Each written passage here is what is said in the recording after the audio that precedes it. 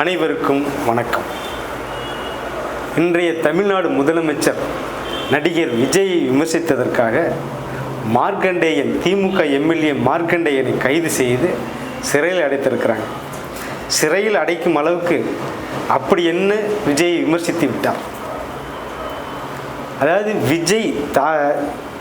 நடிகர் விஜய் தலைமையிலான இந்த தாவேக அரசு சகிப்புத்தன்மையற்ற ஒரு காட்டுமிராண்டி அரசு என்பதற்கு அடையாளம்தான் மார்க்கண்டேயன் கைது செய்யும் அளவுக்கு மார்க்கண்டேயன் என்ன பேசிட்டார்? விஜய் பேசியதற்கு எதிர்வினையாற்றினார். ஒரு பொதுக்கூட்டத்தில் கலந்துக்கிட்ட விஜய் அவர் என்ன சொன்னார்னா, நான் சட்டசபையில் பேசும் பொழுது எதிர்கட்சிகள்லாம் வெளிநடப்பு செஞ்சிடறாங்க, இனிமே அவங்க வெளிநடப்பு செய்ய முடியாத அளவுக்கு சட்டமன்றத்தின் கதவுகளை இழுத்து மூடுவேன் அப்படின்னார். முடியுமா? எவ்வளோ திமிருந்தா இந்த வார்த்தை வரும்? சட்டமன்றத்தின் மக்களால் தேர்ந்தெடுக்கப்பட்ட சட்டமன்ற உறுப்பினர்கள் அங்கே இருக்கிறாங்க, மக்களுக்காக பேசுவதற்காக அங்கே இருக்கிறாங்க, மக்கள் தேர்ந்தெடுத்து அனுப்பியவர்கள் அங்கே இருக்கிறாங்க. அவங்கள எல்லாம் சட்டமன்றத்தில் உள்ள விட்டு நான் கதவை சாத்துவேன்னா அது எதை காட்டுகிறது? உன் அதிகார திமிரை காட்டுகிறது. அதிகார திமிரின் உச்சம்தான் விஜயின் அந்த பேச்சு.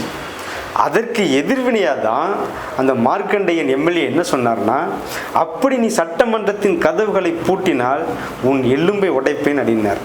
உன் எலும்பை உடைப்பேன் அப்படின்னு அவர் சொன்னதற்கு அர்த்தம் என்னன்னா, உன் அதிகார திமிரின் எலும்பை உடைத்து விட்டு நான் வெளியே வருவேன் அப்படிங்கிறது தான் அதற்கான உண்மையான அர்த்தம். இது சுயமரியாதை உள்ளவனுக்கு தான் புரியும். ஏன்னா எந்த சுயமரியாதை உள்ளவனும் எந்த மானம் உள்ளவனும் அடக்குமுறையை சகித்து கொண்டிருக்க மாட்டான். அடக்குமுறையை உடைப்பது தான் மானம், அடக்குமுறையை உடைப்பது தான் சுயமரியாதை. அது தந்தை பெரியாரிடமிருந்து பிறந்தது. அதனால விஜய் பேசியது அதிகார திமிரின் உச்சம், மார்க்கண்டேயன் பேசியது சுயமரியாதை.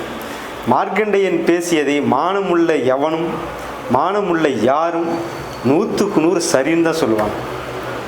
நடிகர் விஜய்க்கு நான் ஒன்று சொல்லிக்கொள்ள விரும்புகிறேன். என்னன்னா, பெரியாரை சும்மா லேபிளாக பயன்படுத்தினா இதெல்லாம் புரியாது. மார்க்கண்டேயனுடைய அந்த வார்த்தைகள் எல்லாம் பெரியாரை லேபிளாக பயன்படுத்துகிறவங்களுக்கு புரியாது. பெரியாரை கொள்கையாக உள்வாங்கியவங்களுக்கு, பெரியாரின் கொள்கைகளை மூளையில் ஏற்றுக்கொண்டவர்களுக்கு தான் அந்த சுயமரியாதைனா என்ன, மான உணர்வுனா என்ன அப்படிங்கிறது புரியும். நடிகர் விஜய் தந்தை பெரியாரை தன் கொள்கை வழிகாட்டி என்று சொன்னதால் நான் விஜய்க்கு ஒன்று சொல்ல விரும்புகிறேன். என்னன்னா, பெரியார்னா சாதாரண இல்லை தம்பி. பெரியார்னா வீரம், பெரியார்னா சகிப்புத்தன்மை. பெரியாரிடமிருந்து இந்த இரண்டையும் கட்டாயம் நீங்கள் கற்றுக்கணும். தந்தை பெரியார் இந்திய அரசியல் சட்டத்தை முதல்ல இந்திய அரசியல் சட்டம் அமுலுக்கு வந்து கொஞ்ச நாள்லேயே அதை தீயை வச்சு கொளுத்திட்டு ஜெயிலுக்கு போனார். ஏன் ஜெயிலுக்கு போனார் தெரியுமா? ஏன் தீயை வச்சு கொளுத்தினார் தெரியுமா?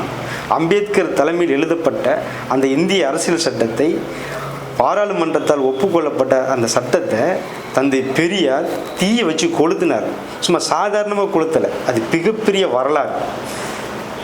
இந்திய அரசியல் சட்டத்தில் தீண்டாமை ஒழிக்கப்படுகிறது என்ற இடத்துல அந்த தீண்டாமைங்கிற வார்த்தையை எடுத்துட்டு அங்கே ஜாதியை சேர்க்க சொன்னார். அதாவது ஜாதி ஒழிக்கப்படுதுன்னு சட்டத்தில் எழுது. ஏன்னா தீண்டாமைக்கு முழு காரணமாக இருப்பது ஜாதி. அந்த ஜாதி ஒழிந்தால்தான் தீண்டாமை ஒழியும். அதனால ஜாதி ஒழிக்கப்படுதுன்னு சட்டத்தில் எழுது, இல்லைன்னா இந்த சட்டத்தை நான் தீயை வச்சு கொளுத்துவேன் அப்படின்னு சொல்லி கொளுத்தினார். அப்போ இன்னொரு சம்பவம் செய்தார். அதுதான் பெரியாரின் வீரம். என்னன்னா, அப்படி இந்திய அரசியல் சட்டத்தை கொளுத்தினால் அதுக்கு என்ன தண்டனைன்னு அந்த சட்டத்தில் இல்லை. வேணா நான் உனக்கு ஒரு 3 மாதம் வாய்தா தரேன், நீ புதுசாக ஒரு சட்டத்தை போட்டுக்க. இந்திய அரசியல் சட்டத்தை கொளுத்தினால் என்ன தண்டனைன்னு நீ புதுசாக ஒரு சட்டத்தை போட்டுக்க. ஆனால் நான் கொளுத்துறது தான் பெரியார் தீர்க்கமாக அறிவித்தார். கொளுத்தியும் காட்டினார். ஆயிரக்கணக்கான தொண்டர்களோடு அவர் சிறைக்கும் போனார். அதாவது இந்திய அரசியல் சட்டத்தை கொளுத்தின என்ன தண்டனையே கிடையாது. அப்போலாம் அது எழுதவே இல்லை. பெரியார் அதை கண்டுபிடிச்சி வாய்தா கொடுத்து புதுசாக ஒரு சட்டத்தை உருவாக்க சொல்லி, தண்டனை சட்டத்தை உருவாக்க சொல்லி, அதுக்கு எவ்வளோ வாய்தா கொடுத்துட்டு இப்படி ஒரு போராட்டம் நடத்துவாங்களா? அதுதான் தந்தை பெரியார். பெரியார் தன்னுடைய தொண்டர்களுக்கு என்ன சொன்னார்னா, போலீஸ்காரன் அடித்தாக்கா, நீ போராட்டம் பண்ணும்போது போலீஸ்காரன் அடித்தா அவன் அடிப்பதற்கு வசதியாக முதுக காட்டு அப்படின்னார். சும்மா முரண்டு பிடிக்காத அப்படின்னார். அவர் இதுவரைக்கும் ஜாமீனே வாங்கினது கிடையாது. நான் பேசினது தான் வீரமாக சொல்லக்கூடிய ஒரு பெரியார். அந்த வீரத்தை பெரியாரை தன் மூளையில் ஏற்றிக்கொண்டதால் தான் மார்க்கண்டேயன் போன்றவர்கள் அப்படி பேச முடியுது, மான உணர்வோடு பேச முடியுது. அதை பெரியாரை லேபிளாக நீங்கள் பயன்படுத்துறதுனால தான் மார்க்கண்டேயன் போன்றவர்களுடைய வீரத்தை உங்களால் புரிஞ்சுக்கொள்ள முடியல. அதே போல் தந்தை பெரியாரிடமிருந்து சகிப்புத்தன்மையும் நீங்கள் கற்றுக்கணும். பெரியாரின் சகிப்புத்தன்மை எந்த அளவுக்கு இருந்துச்சுன்னா, ஒரு பொதுக்கூட்டத்தில் பெரியார் பேசிக்கிட்டு இருக்கும் பொழுது மனிதனுடைய மலத்தை அள்ளி பெரியார் மேலே வீசிடுறான் ஒருத்தவன். யாருக்காக பெரியார் பாடுபடுறாரோ, யாருக்காக பெரியார் பேசிக்கிட்டு இருக்காரோ அவனே அதோடைய அர்த்தம் அறியாமல் பெரியார் மேலே மலத்தை அள்ளி வீசிடுறான். இப்போ பெரியார் என்ன செஞ்சாராம், அந்த மலத்தை ஒரு துண்டால் எடுத்து மூடிக்கிட்டு, நீ மலத்தை அள்ளி என் மீது வீசியதற்காக நான் வருத்தப்படல, அது மலம்னு தெரிஞ்சு நீ அதில் கை வச்சப்பார், அதை நினச்சி உன்னுடைய அந்த அறியாமையை நினச்சி நான் வருத்தப்படுறேன் அப்படின்னு சொன்னார். இந்த சகிப்புத்தன்மையை விஜய் கண்டிப்பாக கற்றுக்கணும். அப்படி கற்றுக்கிட்டால் தான் பெரியாரின் வீரத்தை, பெரியாரின் கொள்கையை மண்டையில் ஏற்றி கொண்டவர்களின் வீரத்தை உங்களால் சமாளிக்க முடியும். பெரியாரின் சகிப்புத்தன்மையும் பெரியாரின் வீரத்தையும் நீங்களும் கற்றுக்கணும்.